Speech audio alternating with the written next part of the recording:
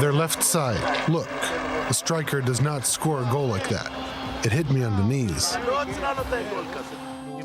If I hadn't scored my own goal, we wouldn't be alive. The ball hit me, went in, and we all rejoiced. This was the only game in football where 22 players were happy that I scored a goal.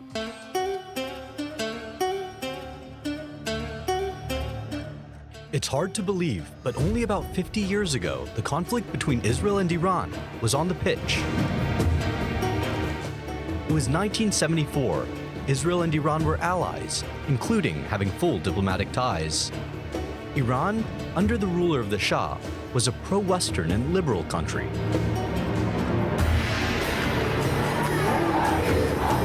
But below the surface, the winds were raging, pro-Islamist forces taking to the Iranian streets. The Shah gave us a feeling that we have security here.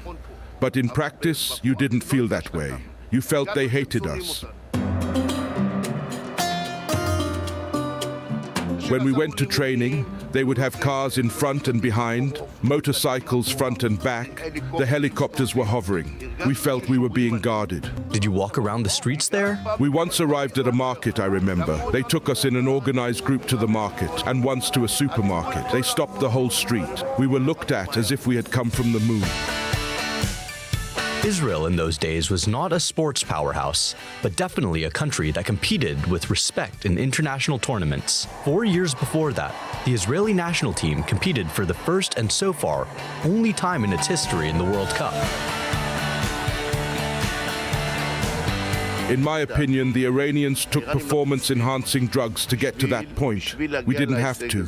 We were a motivated team, a team with respect for the country, a team which honored the flag. Everyone represented the country with respect. Because you played for the Israeli national team, you wanted to succeed. And we got there because of the motivation of each player, when we were, as Shlomi says, semi-professionals.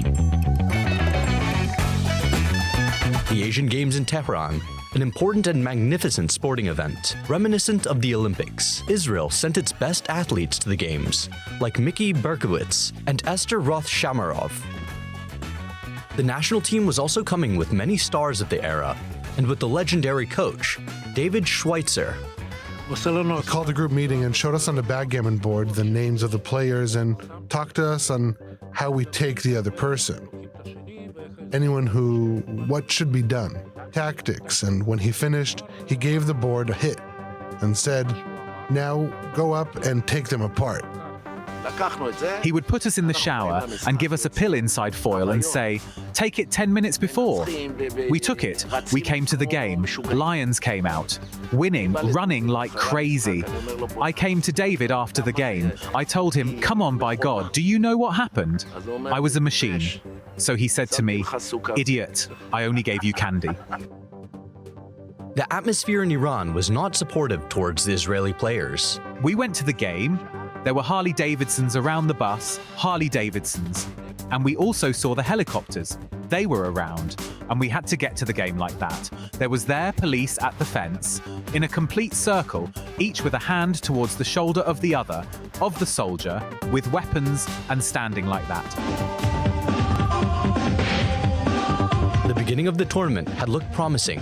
Israel had defeated the Philippines 6-0 and Malaysia 8-3. North Korea, an isolated and totalitarian country even then, boycotted Israel in the quarterfinals. We beat Burma 3-0. We beat Japan 3-0 and reached the final. Our goal ratio was 24-4 against. We scored 20 goals. We scored 20 goals. They were scared of us. We arrived with a goal ratio of 20-4. When we reached the final, the day before the game, they invited us to the embassy.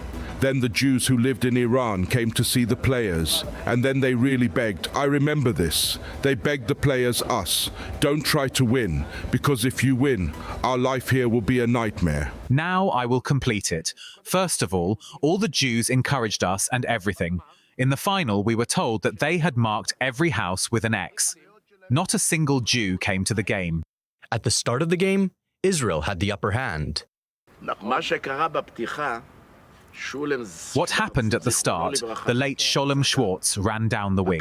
In the second minute, he passed the ball into the box, and I hit the post with a powerful shot.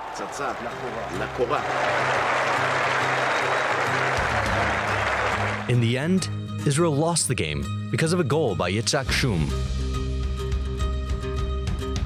An intentional own goal? Stress and confusion? Maybe wish fulfillment. Either way, the team finished the games in Tehran in second place and with the silver medal. When the game was over, we came from the Olympic Village. We came with our bags straight to the El Al flight. Now when we got on the plane, there were soldiers all along the runway guarding the El Al flight. Immediately after the Asian Games, Israel was expelled from the Asian group. Since then, the football team has gone through a series of failures and disappointments which continues to this day. It hurts when I hear, let's finish this campaign and at least score a goal. Let's say we'll score 2 goals. We played and scored 20 goals in the tournament, 10 in the Montreal Olympics. What is this? Score goals. Score goals. Play for the country, for yourselves, for everyone.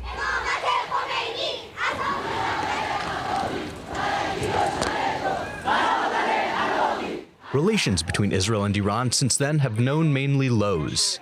رژیم صهیونیستی هم محو خواهد شد و بشر آزاد خواهد شد. The lowest came this year, with mutual attacks between Israel and Iran. Suddenly we get 300 missiles from Iran launched at Israel. That's where we hung out, that's where we were, that's where we played. So it makes you, wow, look, we were there.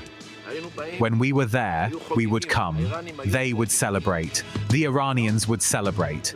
Today, it's hatred. The most hated, that's what we are with the Iranians.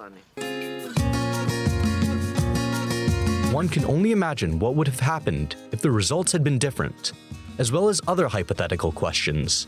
Meanwhile, veterans of the Israeli national team are left with the memories of another time when the missiles between the two countries were aimed at the goals.